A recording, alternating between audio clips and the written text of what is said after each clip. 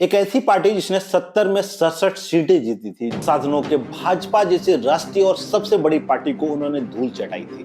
आज हम बातें कर रहे हैं आपके आपके उत्थान और आपके पतन पतन कहना शायद थोड़ा जल्दीबाजी होगा, लेकिन आपके डिफीट के बारे में।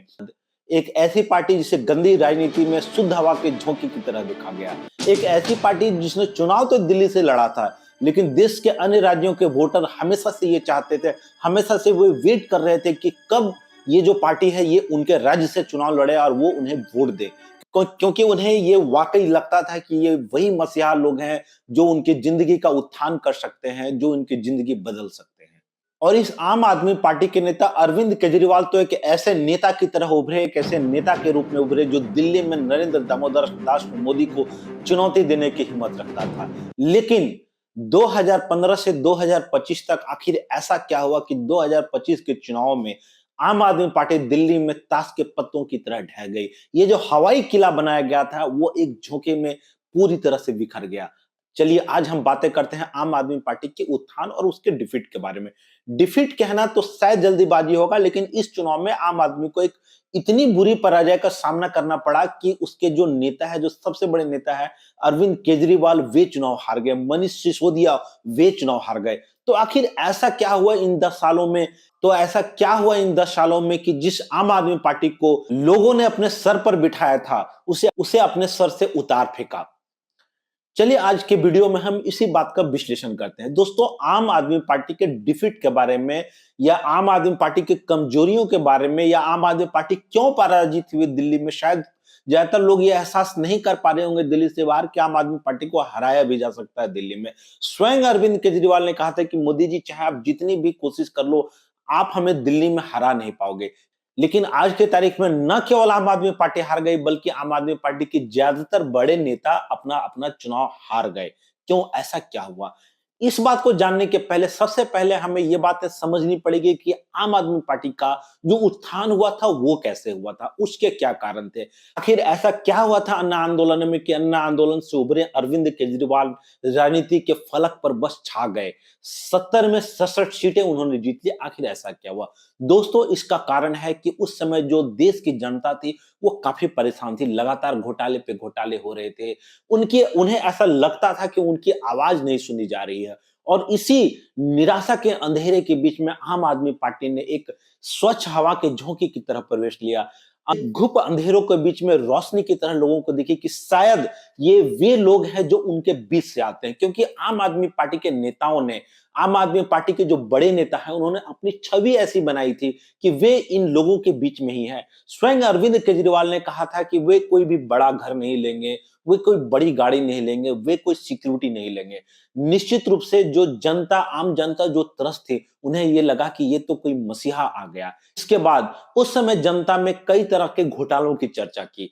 उस समय उन घोटालों के बदले में अरविंद केजरीवाल ने कहा था कि मैं लोकपाल बिल लेकर आऊंगा, जनता के प्रति नेताओं को जवाबदेह बनाऊंगा। मैं ये कोशिश करूंगा कि जो नेता है वो जनता के प्रति हमेशा जवाबदेह रहे, क्योंकि इस लोकतंत्र में जनता जनार्दन ही सब कुछ है। इतना ही नहीं, उन्होंने ये भी वादा किया था कि वे दिल्ली को वर्ल्ड क्लास सिटी बनाएंगे, दिल्ली को प्रदूषण मुक्त कराएंगे। और यमुना, जो दिल्ली के चुनाव में काफी बड़ा मुद्दा रहा है कि यमुना गंदी है, इसे स्वच्छ किया जाए, तो अरविंद केजरीवाल ने कहा था कि यमुना को स्वच्छ करना मेरी जिम्मेवारी है। चाहे यमुना का पानी जहां से आए, ये दिल्ली में बहती है तो यमुना को स्वच्छ करना हमारी जिम्मेवारी है। ज्यादातर उस समय के लोगों को लगा कि निश्चित रूप से अरविंद केजरीवाल उनके मसीहा हैं। और अरविंद केजरीवाल मसीहा बने भी क्यों ना, एक अच्छी खासी बड़ी नौकरी को छोड़कर, आप सब ये जानते हैं कि वो भारतीय राजस्व सेवा में पदाधिकारी थे। उनकी पत्नी भी उसी सेवा में पदाधिकारी थी। तो निश्चित रूप से अरविंद केजरीवाल एक बड़े और अच्छे करियर को छोड़कर के राजनीति के इस दलदल में कूदे और लोगों को यह भरोसा दिलाया कि मैं अपनी जमी जमाए और अच्छी नौकरी छोड़कर आप लोगों के बीच इसी कारण से आ रहा हूं कि आप लोग ये भरोसा कर सके कि भाई ये आदमी आया है तो कुछ करेगा।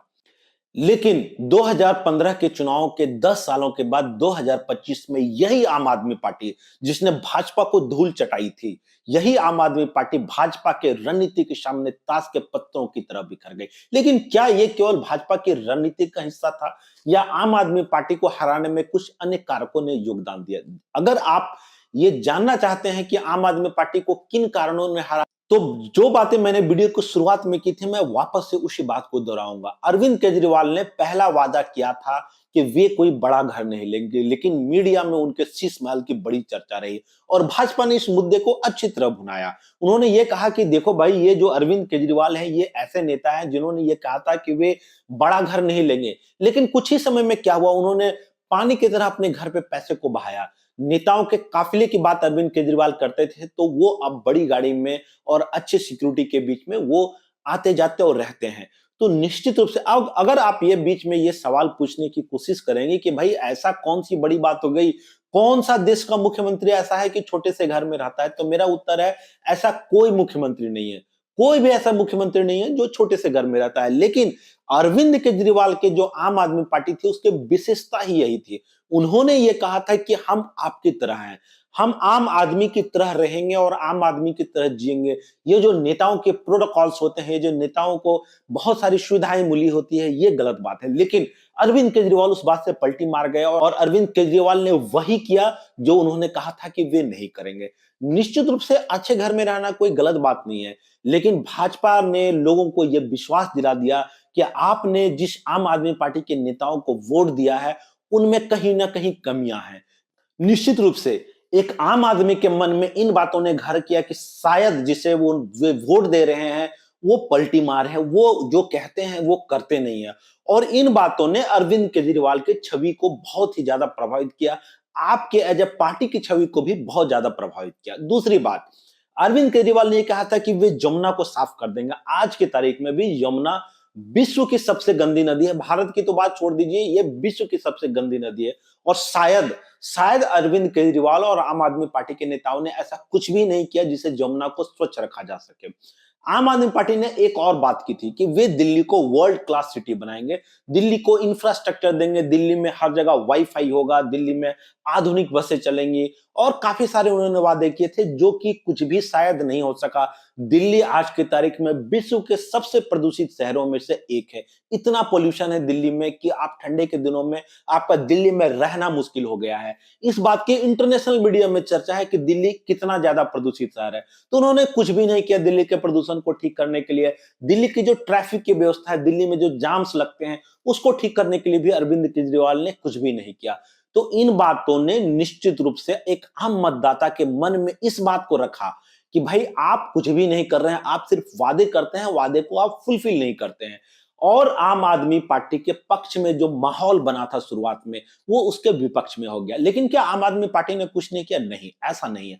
आम आदमी पार्टी ने काफी चीजों को ठीक करने की कोशिश की, जिसमें सबसे बड़ी बात होगी कि उन्होंने दिल्ली के स्कूलों में, दिल्ली के जो सरकारी स्कूल थे, वहां पे उन्होंने इंफ्रास्ट्रक्चर को ठीक करने के लिए काफी काम किया। और निश्चित रूप से दिल्ली के जो स्कूल हैं, आज देश के, विश्व के बड़े और अच्छे स्कूलों में गिने जाते हैं। अरविंद केजरीवाल और आम आदमी पार्टी ने ये तो काम किया। इसके अलावा उन्होंने मोहल्ला क्लिनिक को बेहतर करने के लिए, मोहल्ला क्लिनिक को खोलने के लिए भी काम किया। लेकिन ये बातें सबसे बड़ी नहीं है, इसके अलावा भी उन्होंने कुछ और काम किया, जैसे दिल्ली में फ्री पानी दिया, दिल्ली में फ्री बिजली की व्यवस्था की, महिलाओं के लिए बसों में फ्री पासेस की व्यवस्था की है। लेकिन आप समझिए कि दिल्ली की जनता में, दिल्ली के मतदाता में और देश के आम मतदाताओं में एक बड़ा फर्क है। दिल्ली में जो ज्यादातर मतदाता है वो मिडिल क्लास और एजुकेटेड हैं, और कहीं ना कहीं जो मिडिल क्लास एजुकेटेड मतदाता है, उनके मन में ये बातें बार बार आती थी कि आप जो ये फ्रीबीज दे रहे हैं, आप जो जनता को ये चीज कह रहे हैं कि हम फ्री में बिजली दे रहे हैं, फ्री में पानी दे रहे हैं, फ्री में बहुत सारी सुविधाएं दे रहे हैं,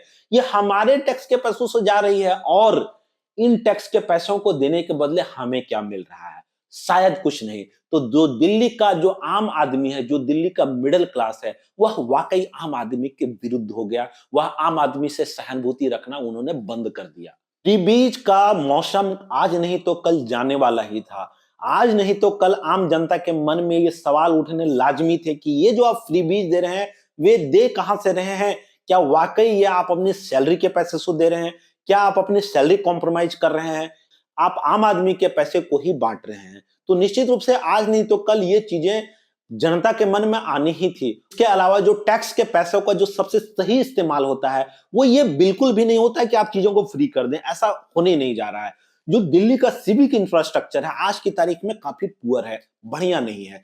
आप अगर दिल्ली की तुलना हांगकांग, लंदन और शंघाई जैसे शहरों से करना चाहते हैं तो आज की तारीख में दिल्ली काफी पीछे है और इसके लिए आप और आम आदमी पार्टी निश्चित रूप से कहीं ना कहीं जिम्मेवार है कि सिविक इंफ्रास्ट्रक्चर को डेवलप करने के लिए उन्होंने कुछ खास काम नहीं किया। उन्हें ये लगा कि वे निश्चित रूप से लोगों को फ्री बीज देते रहेंगे और लोग उसको वोट करते रहेंगे। ऐसा हमेशा नहीं चलने वाला है। तो क्या दिल्ली में आम आदमी पार्टी की जो हार है वो अल्टरनेट राजनीति की हार है? निश्चित रूप से ऐसा नहीं है।